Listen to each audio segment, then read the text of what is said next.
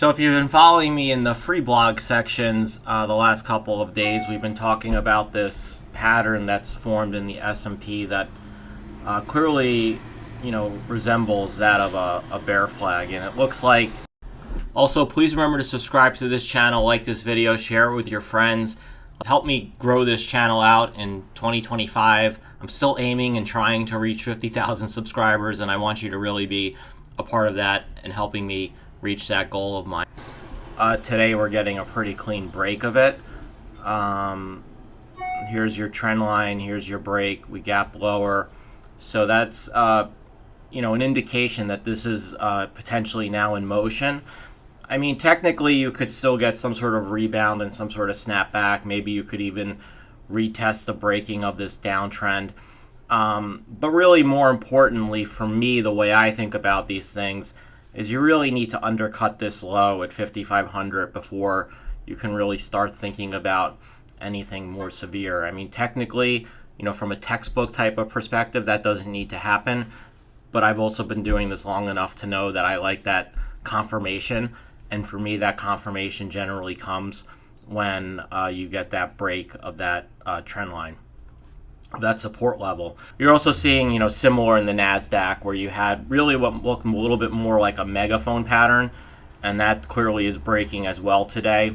Again, you probably want to wait for that confirmation of 19,100 or so for that break to occur, because it's possible that it just never occurs and this ends up being a false, what they call, classic bear trap.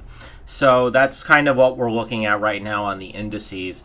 It's interesting because today we obviously got that hotter than expected core PCE number that Kalshi was pricing in. I'd gone over it in I think the weekend video, or maybe it was the midweek video, but it's a topic we've certainly been watching very closely now for a couple of weeks in the member area. I was really kind of surprised to see that 0.4% number, just because, obviously, even when you looked at some of what the analysts were projecting and estimating, they were looking for like a low 0.3, and this number came in above the midpoint of 0.35. I think it was like a 0.36 or 7, which rounded up to that 0.4. But really what was more interesting about all of this data is that you got the core PCE month over month higher, you got year over year higher, you got everything in line for the headline numbers, but then you got the consumer sentiment numbers today, and they were even worse than the preliminary numbers.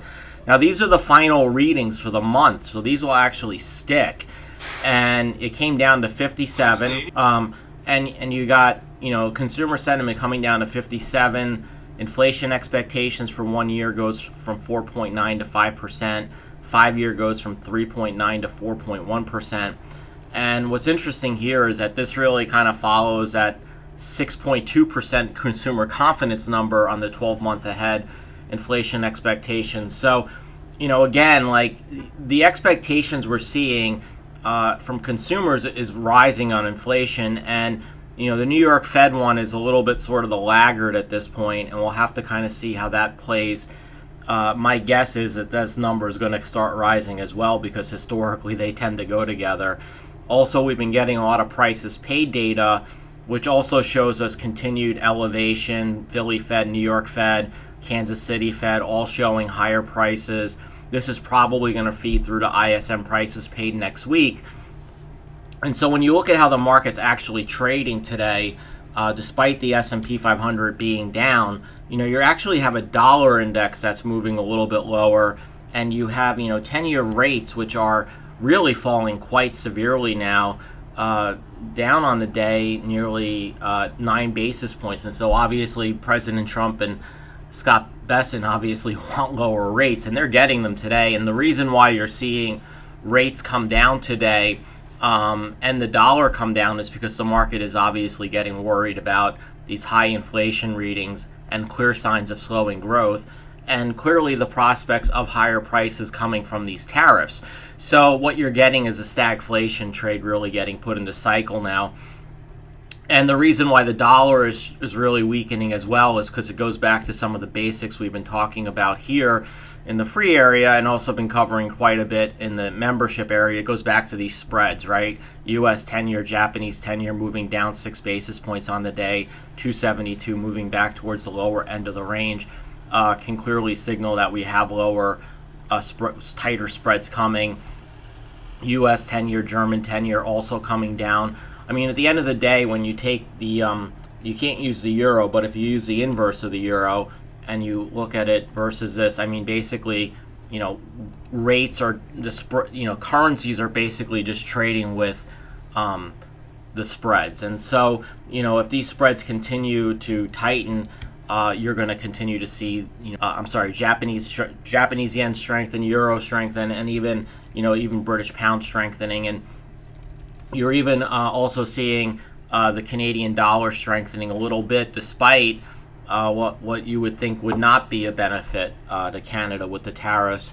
Of course, we also have copper prices, which have moved higher. We've had lumber prices, which have looks like they're getting ready to take another leg higher. You can almost see that in here with this pattern here. It looks like maybe you're forming some sort of ascending triangle, which would suggest the next major move in lumber is going to be higher. This obviously is going to feed in negatively to home builders. You're seeing the HGX down about 1.6% today. This is obviously a very, very important level right here around 642, because if that breaks, you're talking about going significantly lower here.